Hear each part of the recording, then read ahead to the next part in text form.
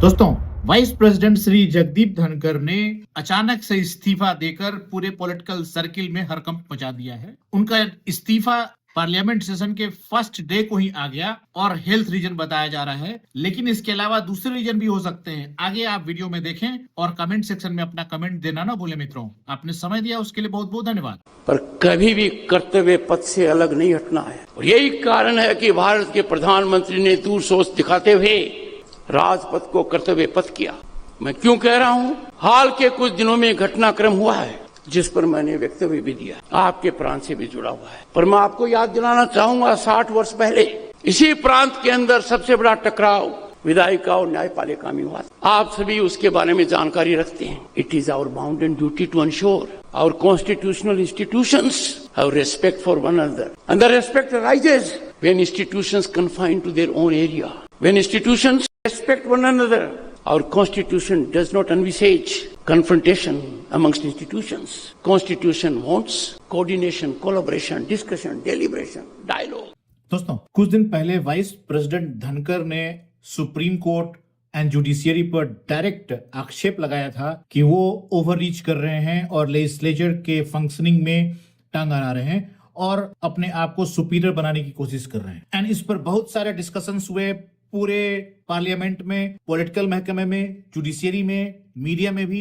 And ऐसा लगा जैसे वाइस प्रेसिडेंट धनखड़ ने कोई क्राइम कर दिया। लेकिन आपको याद दिला दूं, वाइस प्रेसिडेंट धनखड़ 4 डिकेड से वकील रहे हैं एंड सीनियर वकील रहे हैं। एंड उनको भारत के constitution as well as judiciary and legal functioning का पूरा ज्ञान है। बतौर गवर्नर एंड वाइस प्रेसिडेंट उन्होंने बहुत सारे ऐसे काम किए हैं जो भारत कि संविधान को ताक पर नहीं रखा गया है, जबकि उसको प्रोटेक्ट करने की कोशिश की गई है। मित्रों, ये आपको बता दूं, वाइस प्रेसिडेंट धनखड़ अभी रिसेंटली फिर उत्तर प्रदेश में किसी पब्लिक फंक्शन में गए थे जहां पर मुख्यमंत्री आदित्यनाथ भी थे और वहां की गवर्नर भी मौजूद थे। एंड उसी फंक्शन में उन्होंने फिर से दोहराया कि जुडिशियरी को ओवर रीच नहीं करना चाहिए। उन्होंने ये भी कहा कि जुडिशियरी का डीप रिगार्ड है, और लेकिन जुडिशियरी का डीप रिगार्ड का मतलब ये नहीं है कि जुडिशियरी ओवर रीच करने लगे। मतलब ये न तो लेजिस्लेचर ऊपर है, न जुडिशियरी ऊपर है, सबसे ऊपर है कॉन्स्टिट्यूशन। कॉन्स्टिट्यूशन जो हमें कहता है उसको फॉलो करना चाहिए, और कॉन्स्टिट्यूशन ने बैलेंस ऑफ पावर रखा हुआ है।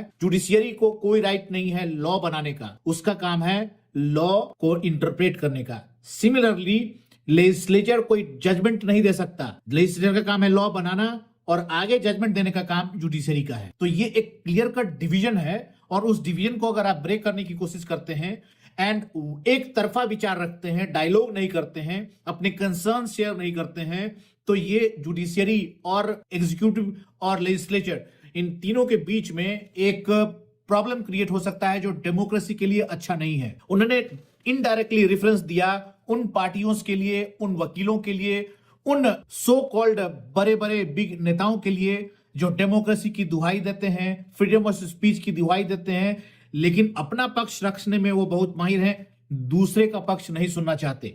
दूसरा अगर कोई पक्ष देने लगता है तो उसे अनकॉन्स्टिट्यूशनल और बहुत सारे लांछन देकर उनको चुप कराने की कोशिश की जाती है। जैसा कि अभी रिसेंटली हुआ जब वाइस प्रेसिडेंट धनखड़ ने यह सवाल उठाया आर्टिकल 342 का, जिसके तहत power of separation of power की बात की गई है, और यह भी कहा गया है कि भाई जुडिशियरी अपना काम करे और लेजिस्लेचर अपना काम करे। लेजिस्लेचर इंटरफेयर नहीं करेगा उनके काम में, और वो भी लेजिस्लेचर के काम इंटरफेयर ना करें। एंड दैट मीन्स जो गवर्नर हैं या जो प्रेसिडेंट हैं उसको इंस्ट्रक्ट करने का, डायरेक्शन देने का जुडिशियरी के पास कोई पावर नहीं है। उन्होंने ये भी याद दिलाया कि बतौर एमपी या बतौर जजेस उन लोगों को ओथ जब दिया जाता है तो ओथ में भी लिखा होता है कि भाई हम कॉन्स्टिट्यूशन को अपहोल्ड करेंगे, मतलब जो कुछ भी कॉन्स्टिट्यूशन में लिखा गया है उसको वैल्यू को हम मानेंगे।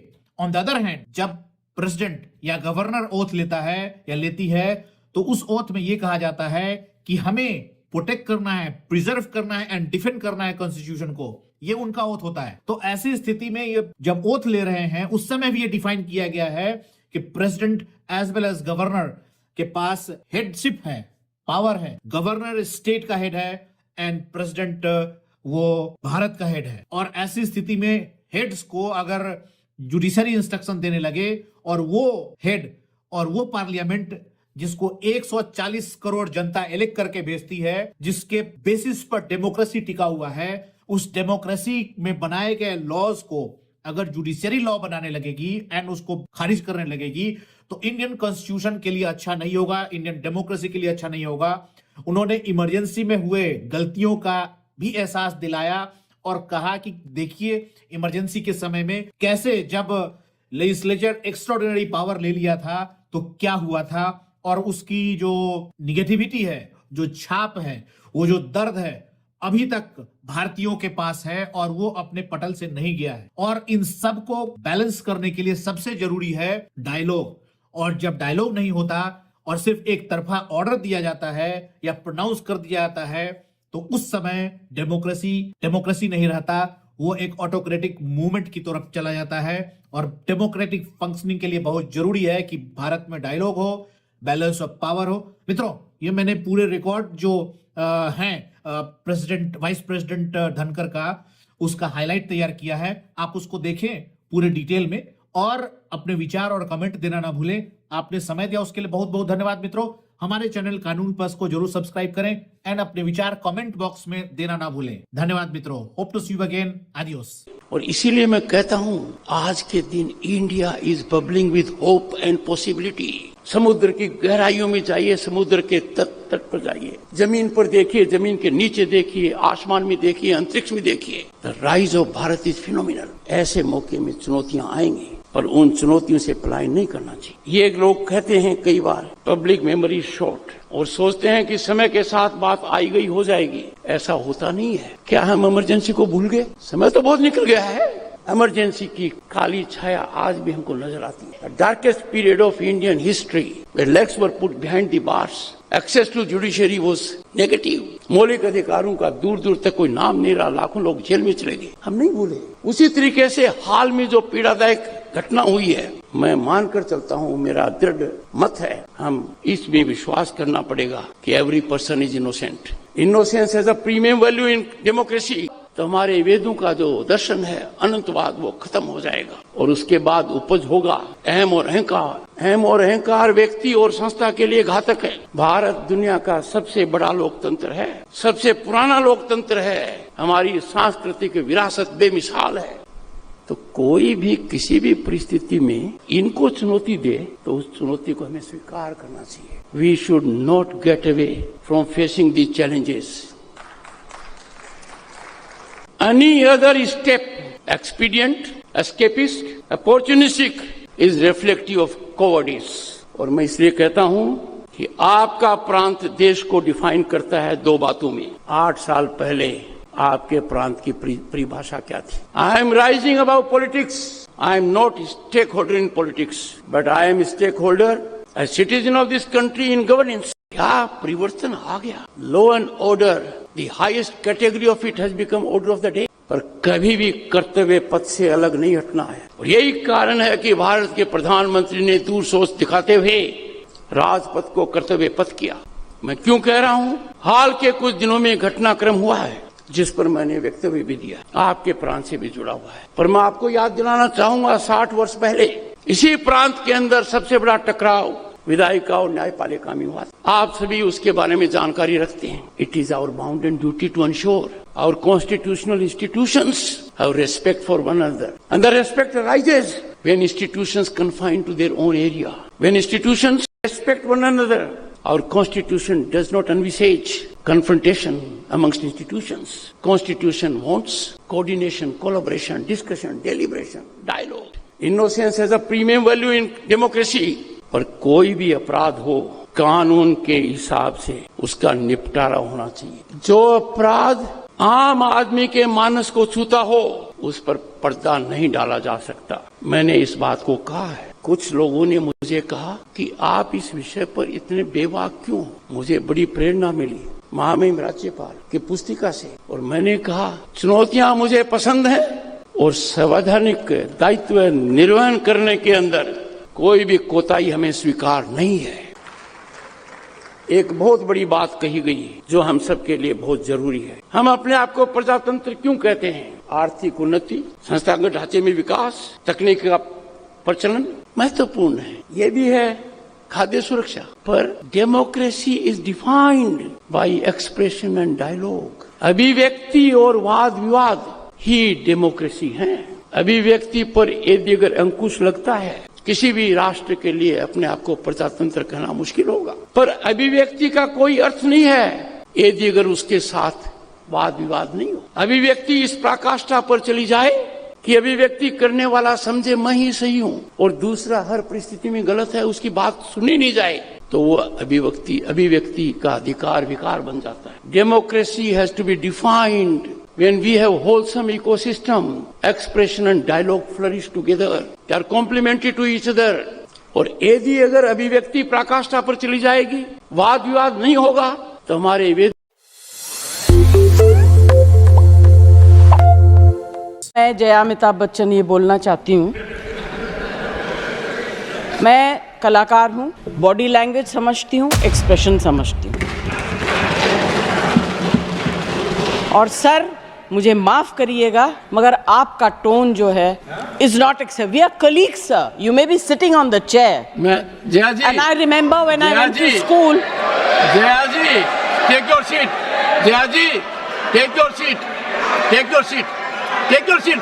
Take your seat. Jaya, 1 second, honorable members. Honorable members. Honorable no. बैठिए। Honorable members. बैठिए। I know how to deal with it. बैठिए। जया जी, you have earned a great reputation. You have earned a great reputation. You know, an actor is subject to the director. You have not seen what I see from here. Every day, I don't want to repeat.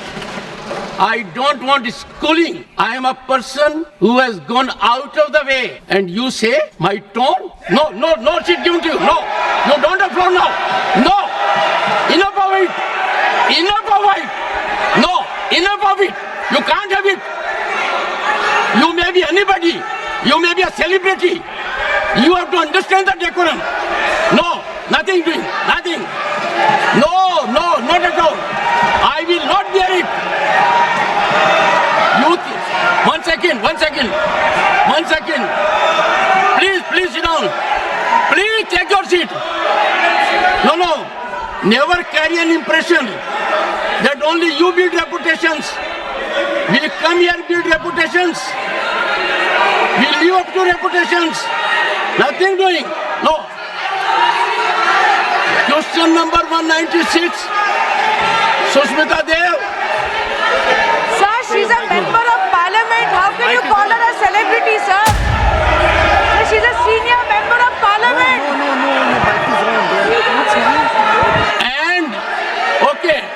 And the senior member of parliament has a license. Nothing is going on record.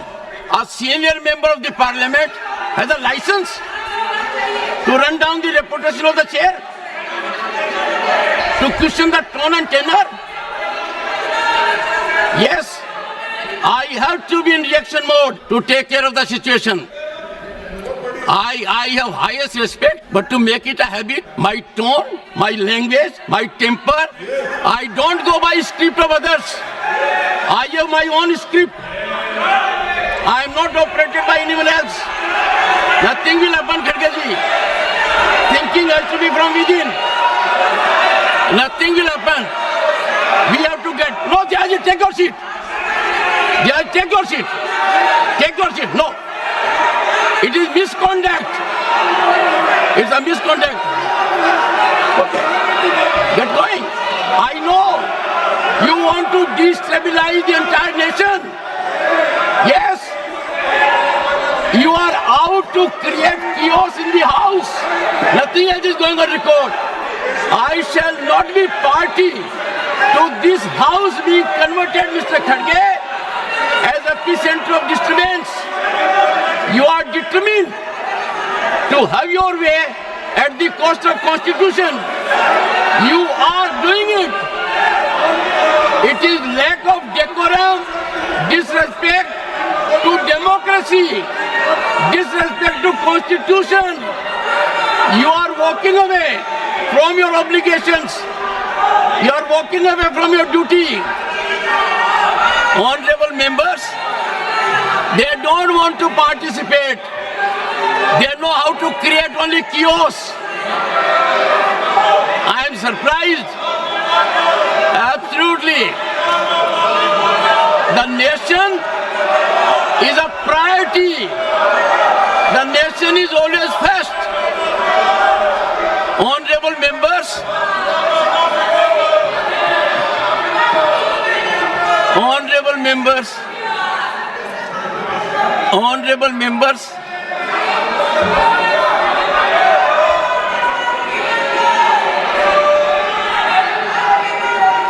honorable members, take your seat, take your seat, take your seat, take your seat. Honorable members,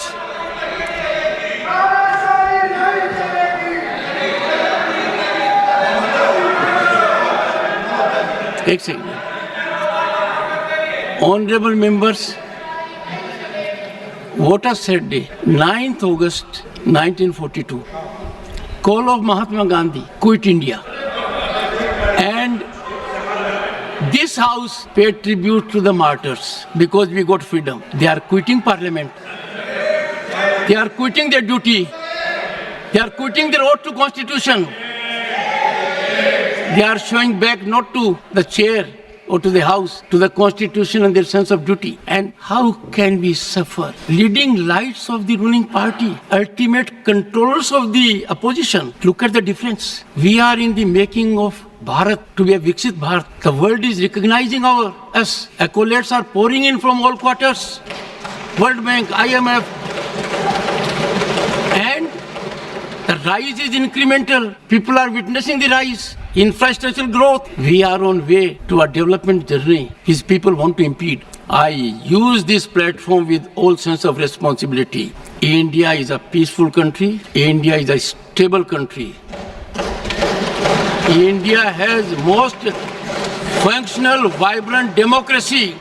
India has leadership continually in its third term. A history in making after 6 decades. India has leadership in Prime Minister that has global recognition. The nation is proud of it, and some people taking note of happenings in the neighboring country are engaging in inflammatory, condemnable narrative.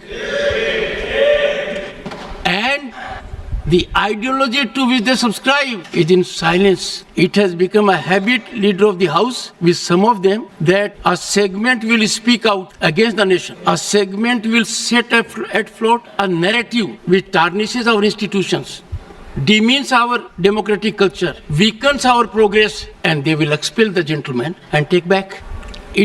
I make an appeal to all right-thinking people in the country. It is time for them not to observe silence. Such narratives have to be ambushed at the threshold. Can you see reason today? Last time they walked out with one slogan, LOP, LOP, LOP.